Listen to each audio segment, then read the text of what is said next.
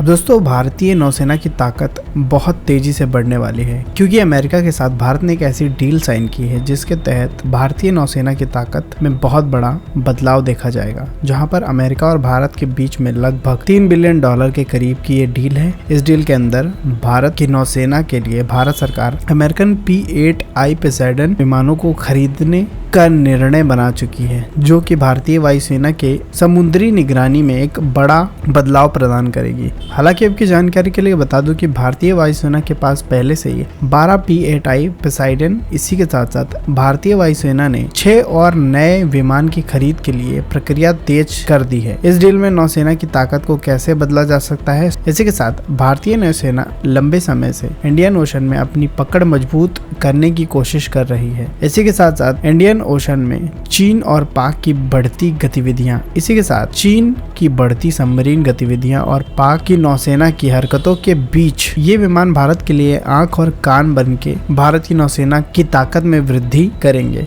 8 विमान सन 2009 में खरीदे गए थे, उसके बाद सन 2016 में 4 और नए विमान, टोटल भारत के पास 12 विमान हैं। और अब जो नई डील यहाँ पर निकल के आई है वो FMS यानी कि फॉरेन मिलिट्री सेल रूट से हो रही है। इसी के साथ अमेरिकी सरकार सीधे बोइंग को ऑर्डर देगी और इसी के साथ साथ इस डील के तहत ट्रेनिंग, स्पेयर, मेंटेनेंस सब कुछ शामिल है। और भारत और अमेरिका के बीच हो रही ट्रेड विवाद को लेके इस डील की पहली कीमत में विवाद हो रहा था, लेकिन अब जब ट्रेड डील सुलझाने से रास्ता साफ हो गया है, तब डिफेंस एक्विजिशन काउंसिल यानी कि DAC इस महीने ही अप्रूवल दे सकती है। और ये 6 विमानों को मिलाने के बाद जो P-8I की फ्लीट है भारत के अंदर वो कुल 18 हो जाएगी और इसको मिलाकर के अरब सागर और बांग्लादेश और बंगाल की खाड़ी जैसे कई इलाकों पर भारतीय नौसेना कड़ी नजर रख पाएगी। और अब जानते हैं P-8I क्या है। तो ये बोइंग 737 और 800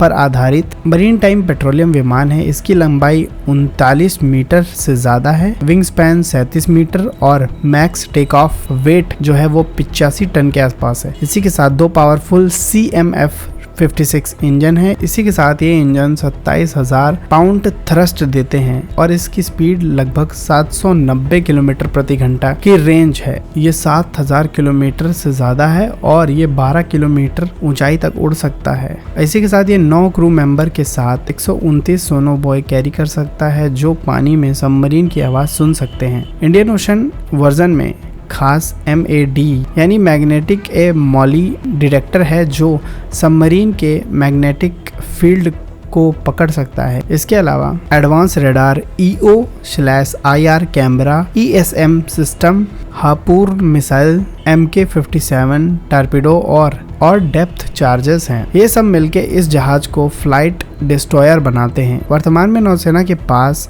12 P-8I हैं जो कि करंटली INS राजाली तमिलनाडु कोचीन में बेस्ड है। पाक और चीन को कंट्रोल करने के लिए कई सारी चीजें इन प्लेन्स के द्वारा ट्रैक की जा सकती हैं, जिससे भारत को जो चीन, पाक, बांग्लादेश से जो खतरा है वो जल्द से जल्द पता लगा करके उनके खिलाफ कार्रवाई की जा सकती है। तो क्या सोचते हैं आप इस P-8 विमान नौसेना डील के बारे में? क्या भारत ने ये डील करके अपनी नौसेना की ताकत को बढ़ाया है या नहीं? कमेंट में ज़रूर बताएं और ऐसे वीडियो देखने के लिए सब्सक्राइब करें।